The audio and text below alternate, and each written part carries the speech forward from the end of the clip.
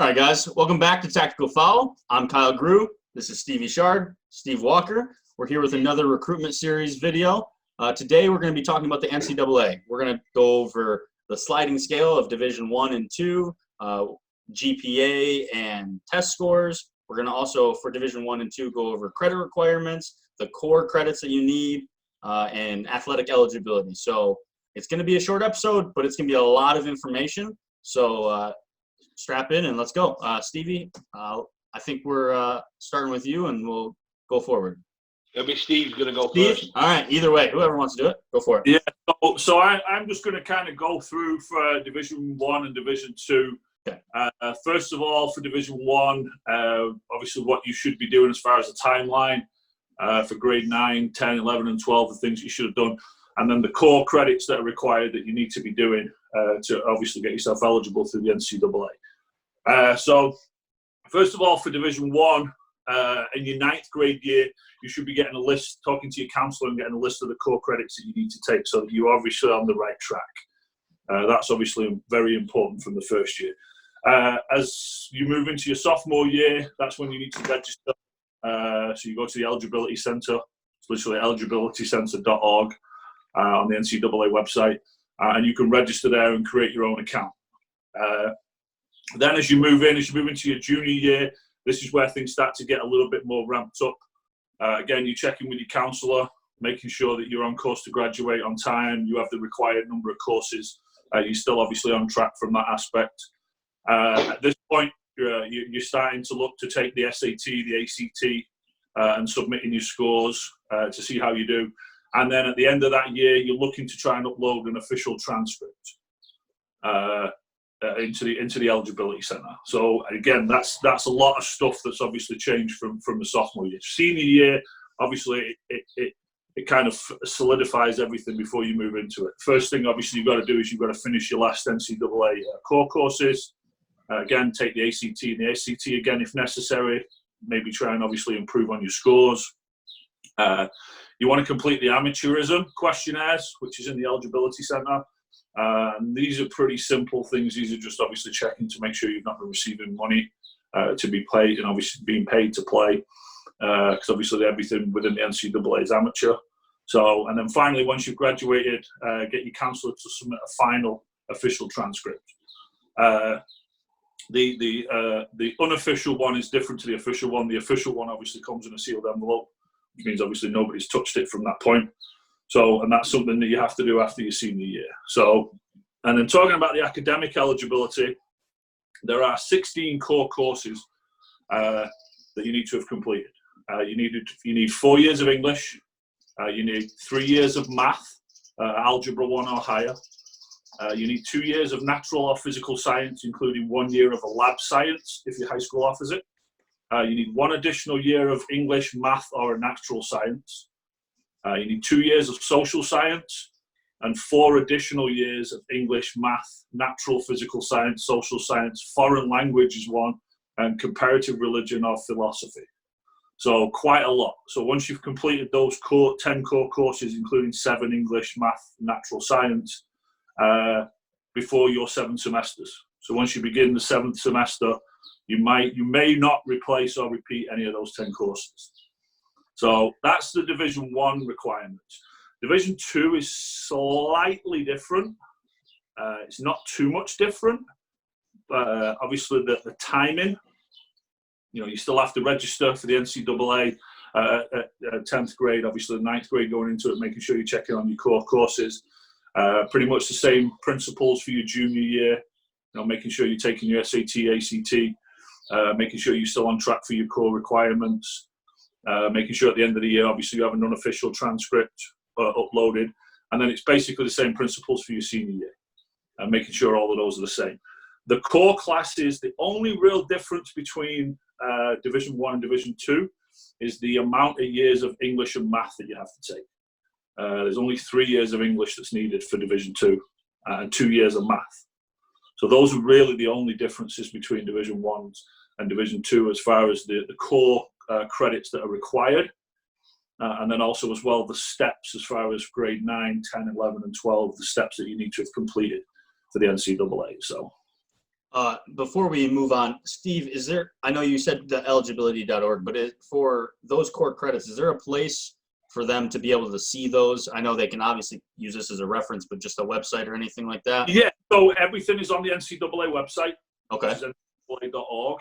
And then it's very easy to navigate. They've split it up by divisions. So it's Division 1, 2, and 3. And if you just click on different divisions, it'll give you a variety of different things. So the main thing is the eligibility center part. You click on that, and that will give you the steps from there. So, and then obviously we didn't really touch on Division 3. Division 3 don't really have anything as far as eligibility requirements. Each establishment is pretty much by itself as far as what's required. And Division 1 and Division 2, each institution does have different variations of what they accept and what they don't accept. And I know I think Stevie's going to touch on now. So. Awesome. All right. Stevie, take it away. So when all that being said and done, what I'm going to do is show just briefly what Steve just touched on there. Yeah, absolutely. Regarding the worksheet of what it looks like when you're trying to do it. Okay. I'm going to share my screen here just to show what Steve said. Yeah. So basically, what Steve was talking about with the English you need, the math, the natural physical science, the additional courses, and the social science. This is what the sheet looks like when the NCAA do basically when they take your classes, when they take everything that you've done in high school, they throw it into the system here. They'll put it down, they'll give you a 0.5, whatever grade you get gives you what your point is. Okay. So as you look here now, there's the 4 English, you've got the 3 maths, and then you've got that there. Then you go down to Division 2. Division 2, like Steve said, slightly different. So with this one right here right now, they fill it in, and basically what happens is that's where they get your core GPA, and that's where they get you'll be able to let you know what your GPA is, because most of the time when people input all their transcripts, they may have a high school GPA of a 3.7, 3.8, but because not every single one of the classes you have done is regarding the core GPA, it throws out the window. So right. The NCAA only take what your core credits are. And then, most time, everybody who has a high GPA drops to like a 3.2, 3.3. There's a significant drop. So what we tell our kids, we've got a couple of kids right now who are finishing up high school. And we've told them that you need to get the highest grade you can. So you give yourself a little bit of leeway if when the NCAA drop a few points off, right, that it doesn't take you underneath. So with mine, what we're going to show is so the NCAA. Am I still screen sharing? No, I'm going to share my screen again. There we go. So the NCAA, there's the core course requirements. So like Steve said, you've got to hit them. This equals to 16. So when you come in with the NCAA for Division 1, you've got to have, as Steve mentioned, all these courses here, but you've got to have a 2.3 or above. You've got to have an SAT or an ACT which matches the criteria which I'm going to show you right now. And there's 3 different types. There's 3 different types of what you can be when you go to D1. There's the full qualifier, which means that you've met the core requirements, you've got the test scores done, and you meet everything that they require. There right. is the second one is the academic redshirt, which means that you have not met the requirements that the NCAA require for you to play your first year, so they'll automatically give you an academic redshirt. So you can train, but you cannot play. And then the non-qualifier is really that maybe it's not an academic side of it, maybe it's your SAT's too low, so you'll just be counted as a non-qualifier for your first year. So the sliding scale looks like this. So for Division 1, let's for example, you get a 3.5. They're saying that in order for you to be possibly eligible to play, you need to 400 for an SAT or 37 for an ACT. So just so everybody knows that even if you get a 400, you won't get into many schools because it requires you to have, Northwood's like a 780 minimum, but that doesn't necessarily mean you'll get in because it's got to match your GPA.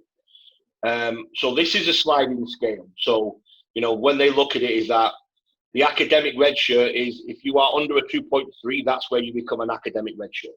Okay. As you can see on the picture here. So, you've got to, if I'm a coach, I'm telling you that if you need to be getting around a 3.0 and a 1100, a 1060, you should be able to fit in so you can play, in my experience. Then I'm going to touch on Division 2 quickly. Like Steve mentioned, the criteria is a little bit different for the core requirements. So in Division 2, you need a minimum of a 2.0. I know that says for a full qualifier, you need a 2.2, but they've just changed it this year to 2.0 now. It's full and partial. And then, full qualifier is you play again. Partial qualifier means that you can train and receive scholarship. A non-qualifier means you can train and you can't receive any scholarship. Okay. Athletically. And then the sliding scale is a little bit different than the one that we just looked at. There's the full qualifier, the full scale here on your left-hand side here. So those are a little bit more lenient, so 2.8 is a 690. Sure. So, for me personally, when we're talking about this, if you've got a low SAT score or an ACT score, and you've got an average below or average to low GPA, you need to change one or two things. You either need to up your grades or you need to get a better score. Because usually what they used to do is there was no sliding scale. It used to be your GPA, SAT, that's it. There was no sliding scale. So if you had a poor SAT but you had a very high GPA, they weren't allowing you. The minimum was like 900. So they've changed it because they've realized that some people are very good at test scores and some people are good at coursework over the amount of time. Right. So they were getting people who was a 3.7, 3.8, but they were 700 SAT and they couldn't really quite figure out what was going on. But he changed it to match people's abilities and capabilities of trying to make it an even playing ground, really. Yeah. If you are a senior this year and you're still looking to try to get in school, which, to be fair, to be very honest, it's not too late. They've just waived the SAT and the ACT for this year. Yep. So that means, like, right now, it's just you meeting the core curriculum and meeting the core credits, and then you can get them. It's got nothing to do with your SAT this year.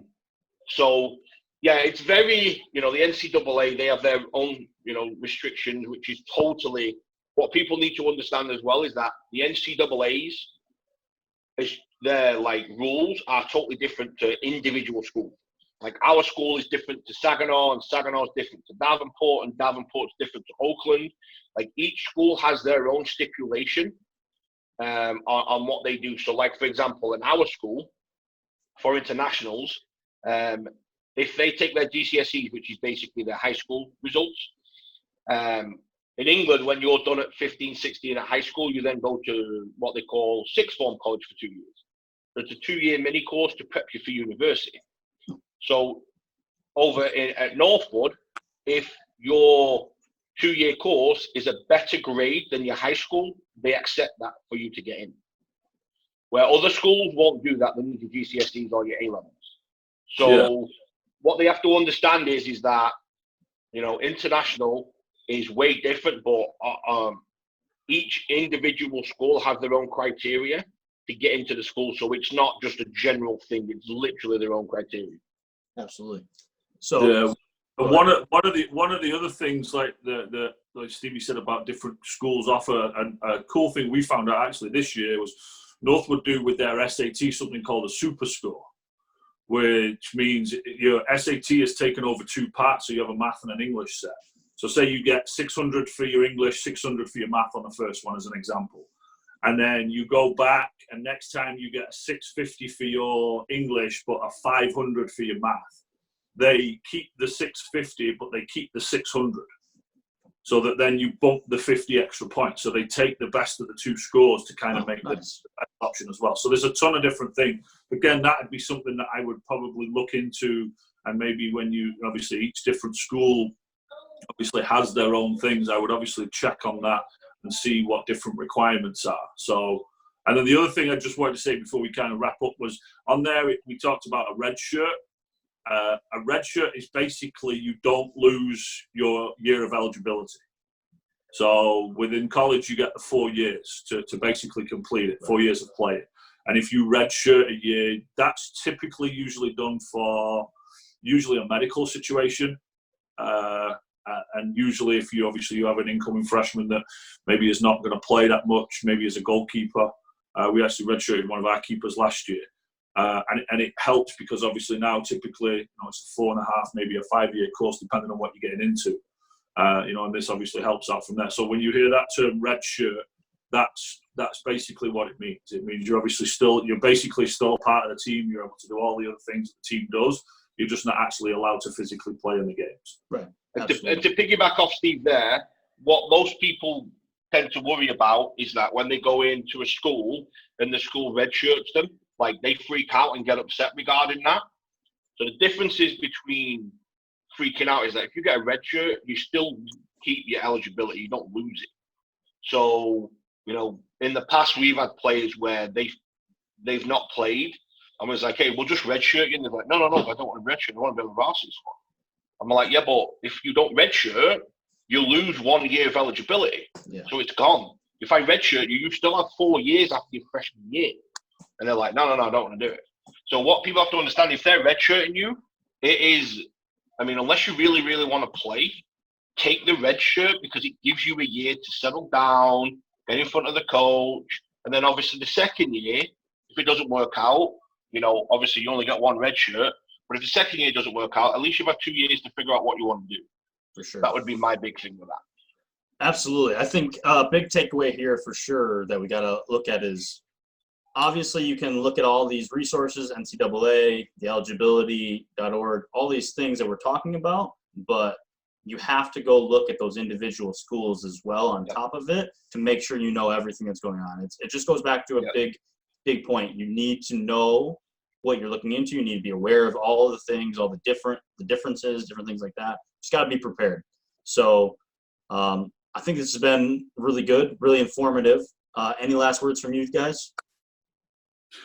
No, the NCAA is a massive part, and it's not just obviously with soccer; it covers every sport out there. So it is a massively important aspect to the recruiting side, and again, something that can be a little bit overwhelming if you're not obviously, you don't really know obviously where to go. So hopefully this is kind of give you some general information, to kind of help you in the process. So make sure you do your grades. Make sure you get a good GPA. It helps you dramatically.